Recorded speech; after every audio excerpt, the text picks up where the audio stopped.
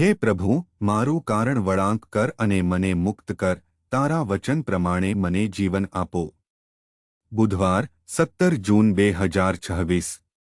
આજે સવારે અમારા ધ્યાન માટે મેં જોન પ્રકરણ 15 શ્લોક 16 અનુસાર ગોસ્પેલમાંથી પસંદ કર્યું છે.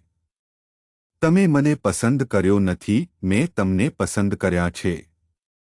અને મેં તમને ત્યાં જઈને ફળ આપવાનું કામ સોંપ્યું છે. હું ઈચ્છું છું કે આ ફળ તમારા જીવનમાં ચાલુ રહે. પછી તમે મારા નામે જે કંઈ માગશો તે પિતા તમને આપશે. સુપ્રભાત મિત્રો. પ્રભુ ઈસુએ આપણને એક મિશન માટે પસંદ કર્યા છે. ચાલો આપણે આ શ્લોક પર ધ્યાન આપીએ. આજની સવારના ધ્યાનનો વિષય છે, તેમણે મને પસંદ કર્યો.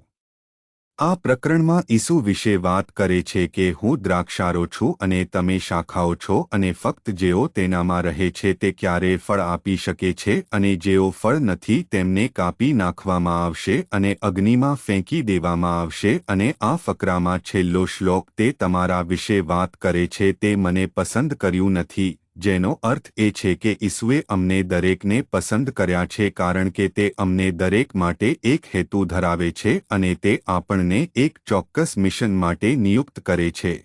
એક ચોક્કસ હેતુ માટે, જેથી આપણે ફળ આપીએ અને ફળ ટકી રહે, તે ફળ રહે, તે કાયમી હોવું જોઈએ.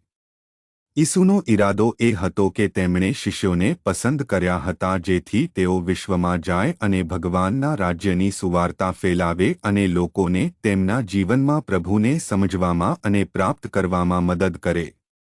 મિત્રો, આપણામાંના દરેકને પ્રભુના મિશન માટે પસંદ કરવામાં આવ્યા છે અને જેમ કે આપણે પસંદ કરવામાં આવ્યા છીએ તેમ આપણે પોતાને ભગવાનને સબમિટ કરવાની જરૂર છે જેથી આપણે ભગવાન માટે ફળ આપીએ, જેનો અર્થ એ છે કે આપણે આપણા જીવનમાં ભગવાનના હેતુને પૂર્ણ કરીશું અને આપણામાંના જે લોકો આપણા જીવનમાં ભગવાનના હેતુને પૂર્ણ કરે છે તેઓ ઈસુના નામે કંઈ પણ પૂછી શકે છે અને તે બધી વસ્તુઓ જવાબ આપવામાં આવશે અને અમને આશીર્વાદ મળશે.